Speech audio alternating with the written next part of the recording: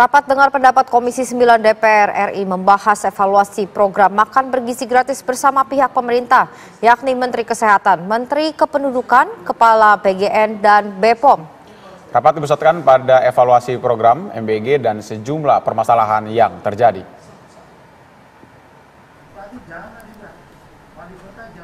Komisi 9 DPR RI bersama Menteri Kesehatan Budi Gunadi Sadikin, Menteri Kependudukan Wihaji, Kepala BPOM Taruna Ikrar, serta Kepala Badan Gizi Nasional Dadan Hidayana menggelar rapat kerja membahas program Makan Bergizi Gratis atau MBG. Agenda rapat dipusatkan pada evaluasi program, penanganan kasus dan kendala yang dihadapi di lapangan, termasuk sebaran kejadian gangguan pencernaan yang masih ditemukan dalam 2 bulan terakhir. Sebagian kasus terjadi karena standar operasional prosedur tidak diikuti secara ketat, seperti pengolahan dan distribusi makanan yang melebihi batas waktu, serta kualitas bahan pangan yang tidak terjamin.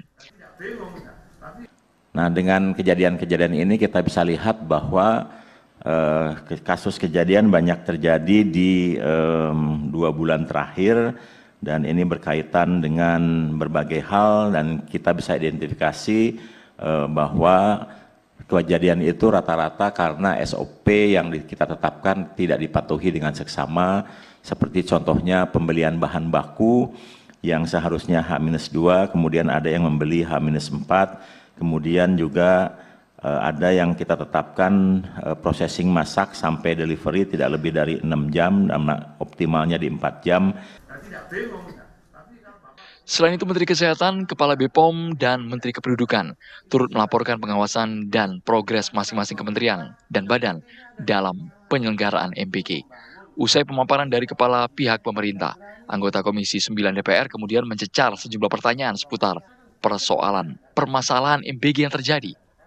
Dari Jakarta, Margareta Novita, Bowo Iman, TV One mengabarkan. Dalam rapat pembahasan MBG, Menteri Kesehatan Budi Gunadi Sadikin melaporkan sebaran kejadian gangguan pencernaan yang masih ditemukan dalam 2 bulan terakhir. Sebaran kasus terbanyak terjadi di wilayah Jawa dan yang terbaru terjadi di Jawa Barat. Ini laporannya ada 1.315 kasus yang dilaporkan ke Puskesmas, kemudian 1.310 sudah sembuh dan 5 dirawat. Ya. Dalam selanjutnya, karena sudah kejadian seperti ini, protokol di Kementerian Kesehatan jalan normal. Jadi semua dinas kesehatan dari kabupaten kota melakukan penelitian epidemiologis, kemudian memeriksakan juga hasilnya ke laboratorium kesehatan masyarakat, dan kita melacak penyebabnya kira-kira apa. Lihat ada keracunan, ini adalah penyebabnya secara medis. Jadi ada yang bakteri, ada beberapa dari itu virus, ini kimia. Kenapa ini menentukan Bapak Ibu? Karena ini nanti menentukan satu treatmentnya seperti apa kalau dia kena.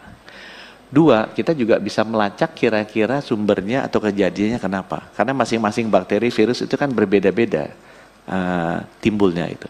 Dan yang ketiga, ini juga membantu kita untuk memastikan semua laboratorium kesehatan masyarakat di kabupaten kota harus siap juga untuk meneliti ini.